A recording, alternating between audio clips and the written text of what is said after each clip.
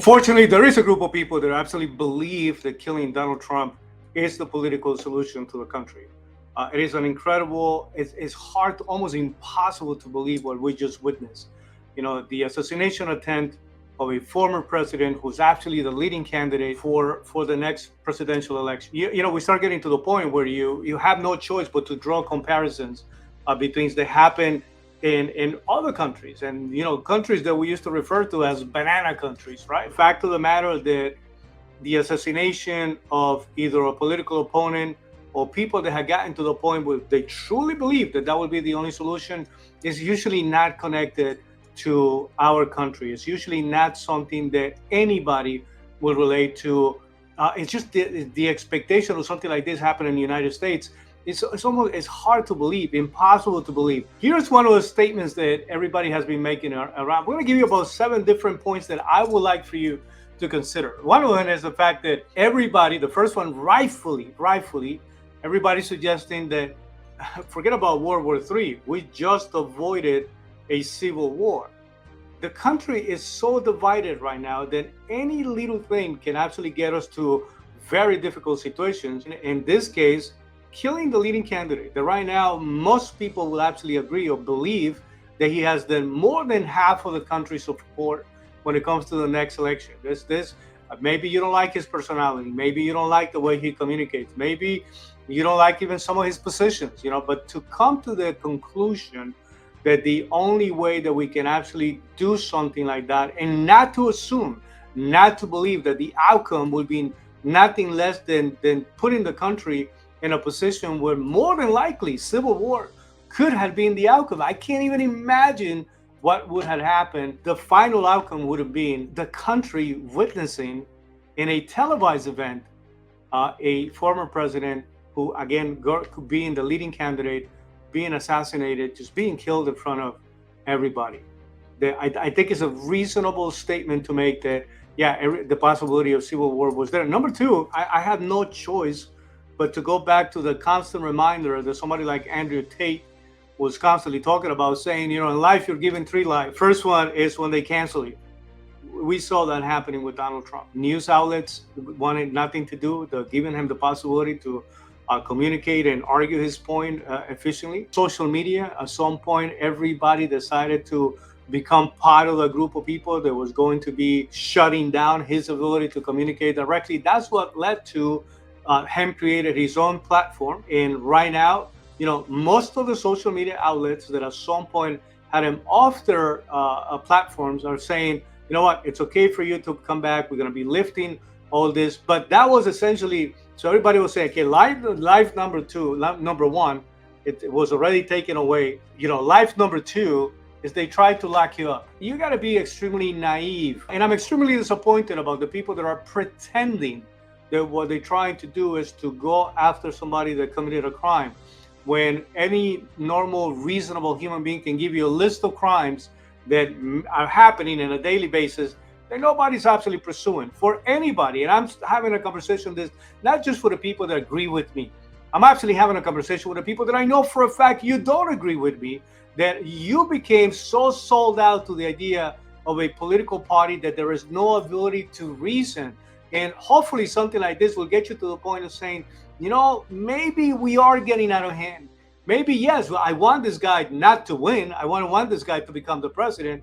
But we can't get it to a point what the final outcome is for somebody dying or to unjustly. I've seen people fighting so hard to try to get somebody that at some point was accused of some kind of sexual crime, rape, and then find out later on through DNA that the person was innocent, somebody that by mistake was placed in the wrong place at the wrong time. And I can see so many great people that actually will go and fight for the idea that, we got to do something. This is a person that is in one end innocent or is definitely not responsible for the crimes that is being accused. The same group of people that will do that in those kind of scenarios do not see the comparison between what was being done or what still is being done to Donald Trump. Anybody who's rational, who's willing to see the whole situation from a perspective, just some level of fairness.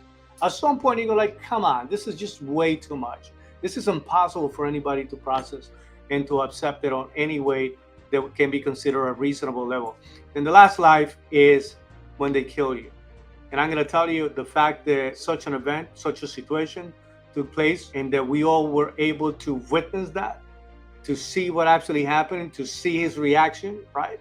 To see actually how people were responding, to see the country right now actually struggling with the idea. And I am hoping that for the people that were already getting to a point where your position was becoming unreasonable, that at least you're going to be willing to pull back a little bit, to make an assessment from a different perspective, and not just to go along with something that ultimately is opening the door for this kind of craziness. My point number 3 is the role of the media. Every single one of the outlets, the MSNBCs, ladies from The View, CNN.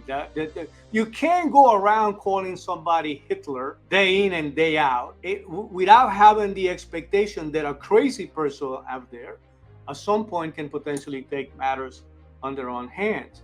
It's impossible for you to actually believe. I just don't believe that name calling is just an act of bitterness.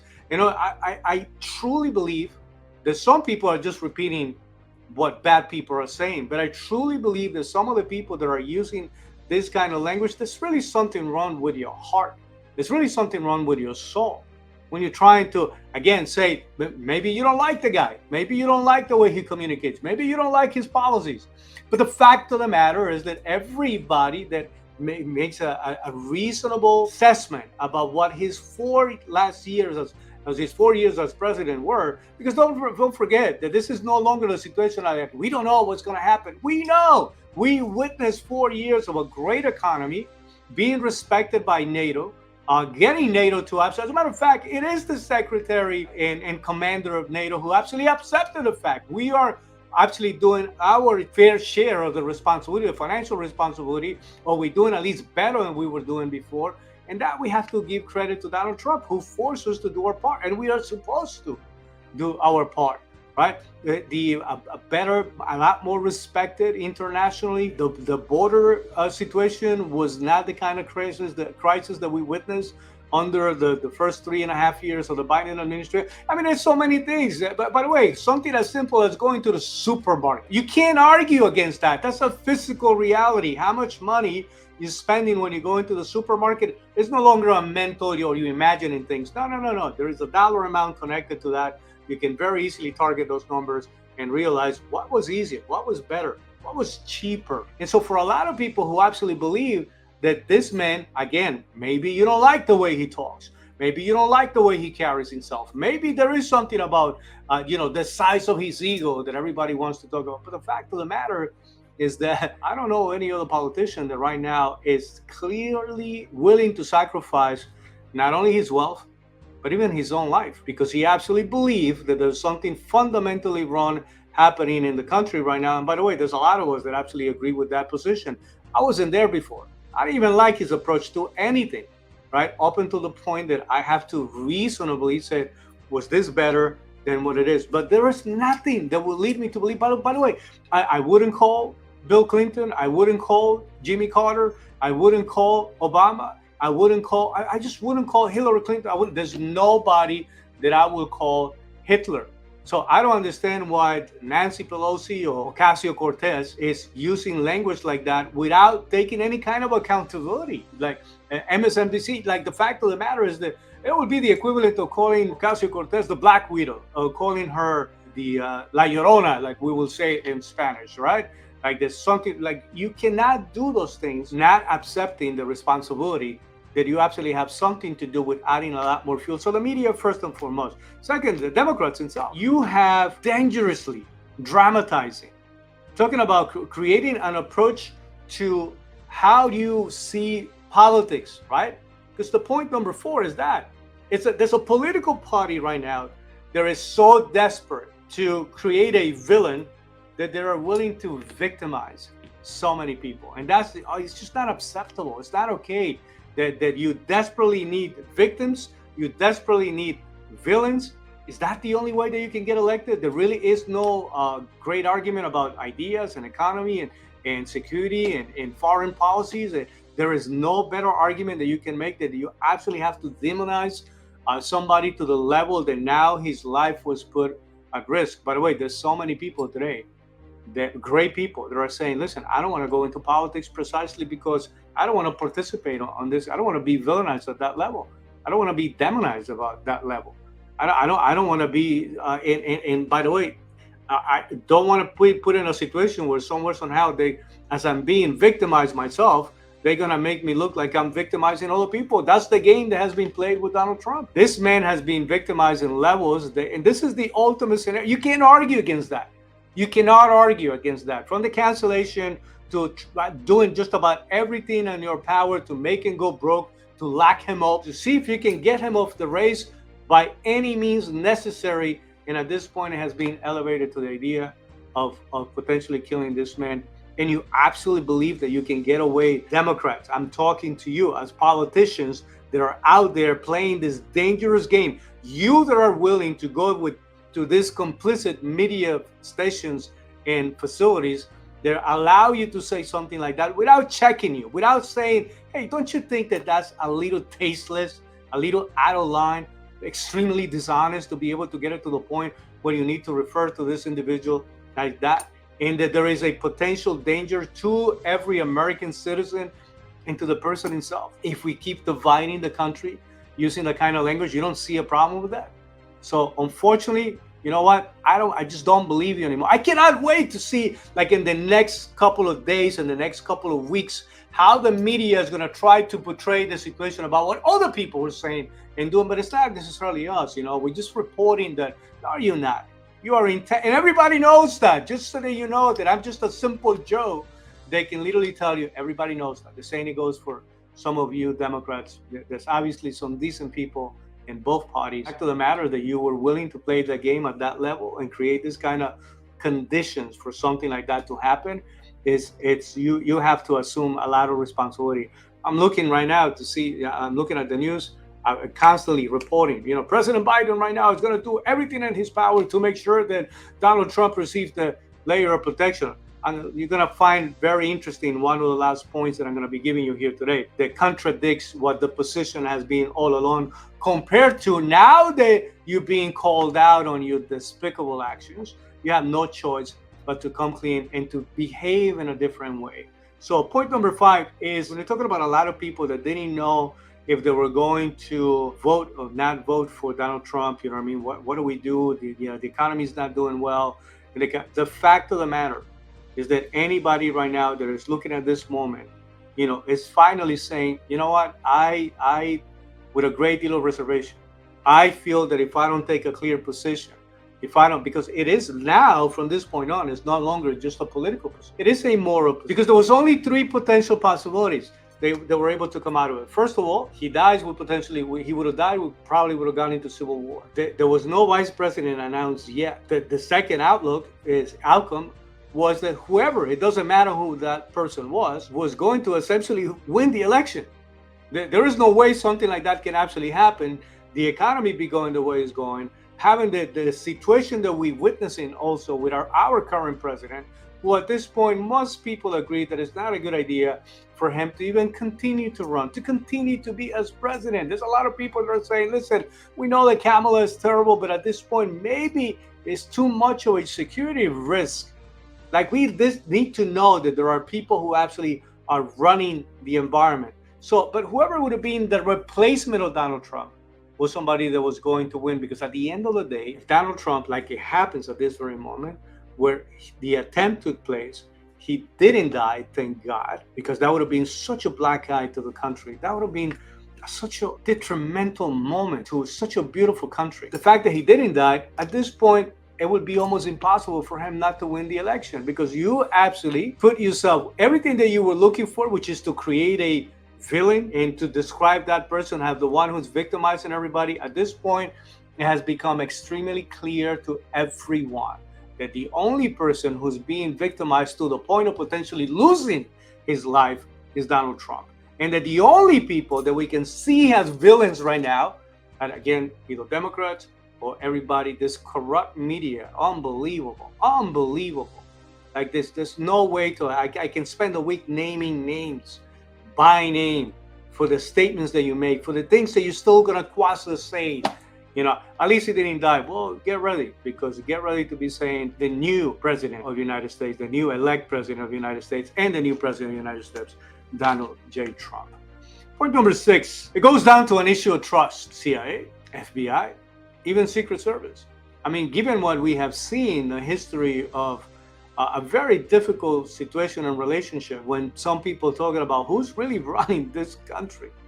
When you talk about institution and even Secret Service that knew that with the level of exposure that Donald Trump was putting himself into, going into these events with 30, 40, 60, 80,000 people, and to have such a small group of people to be part of it. And listen, the fact of the matter is that I am one of those individuals that is extremely grateful to see that the actual criminal was killed and was taken out immediately. The last thing that I wanted to see was somebody getting arrested and doing 40 years of us feeding and assuming the cost of somebody that is obviously a danger to society, right? So I'm actually I nothing but great respect. I saw the action of Secret Service. To me, that took a long time to remove him from the stage and from the whole situation. He was allowed things to do that, however they came across as phenomenal and a show of strength and all of these things. That was also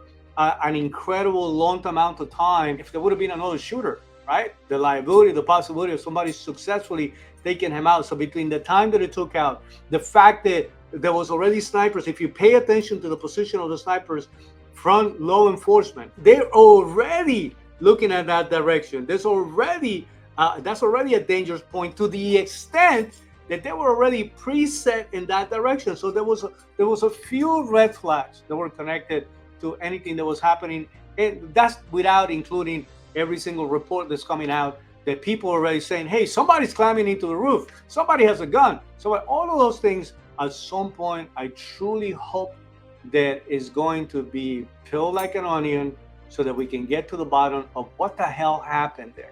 You waiting for somebody to take a shot before you take him out? I don't understand that. Maybe I'm too much of a simple person. You see somebody that got up there, it looks like you want to put yourself in a shooting position. You know what? We'll take you out, and then we find out if you were just like trying to take a nap later. I don't understand it. I really don't understand how it was allowed for him to shoot first before we were able to take him out. I don't get it. So for me right now, there is a high level of distrust with this institution. CIA, FBI, Secret Service, and a lot of people that should have been a lot more involved in securing Donald Trump. In my last point number 7, people do need to know that right now Congress, Democrats, are proposing a bill which is called the Disgrace Bill, which is an acronym that says, it literally reads the following, or it means the following: denying security and government resources allocated towards convicted and extremely dishonored former protected former individuals. Let me just, the acronym is Disgrace, and it stands for denying security and government resources allocated towards convicted and extremely dishonored. Who are we talking about? Like, are you trying to get us to pretend now, President Biden, you knowing that this is being moved through the House, that was only intended for no other purpose and no other reason to actually remove Secret Service, just in case Donald Trump was actually going to end up doing time, to remove Secret Service protection, knowing that this is a man that Iran wants to kill him. There are people in the country that wants to kill him. There's not only there are foreign threats, but there is also domestic threats to his life. And the best thing that you can come up with, you think that the most honorable thing that you can do is to try to find a way to remove his Secret Service protection? Or are you consciously or subconsciously contributing to the fact that you creating a point of vulnerability for somebody who, as we can see, people were willing to take his life and to have him killed?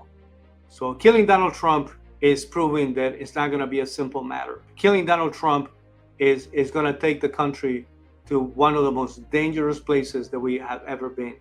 Killing Donald Trump will kill democracy in our country. Killing Donald Trump will destroy the republic. Killing Donald Trump is definitely not a good idea. It's not the right thing to do. Get people to vote. Get people to come out. If you don't win the election fair and square, don't cheat and don't try to kill your opponent. That's a dishonorable thing to do. And I hope that anybody is paying attention at least will come close to either that conclusion or at least take a little bit of time to say, let me look into it a little more. I think that I was only seeing what I wanted to see, willful blindness. The final thing that I want to close this by letting you know something. So many people said, you know what?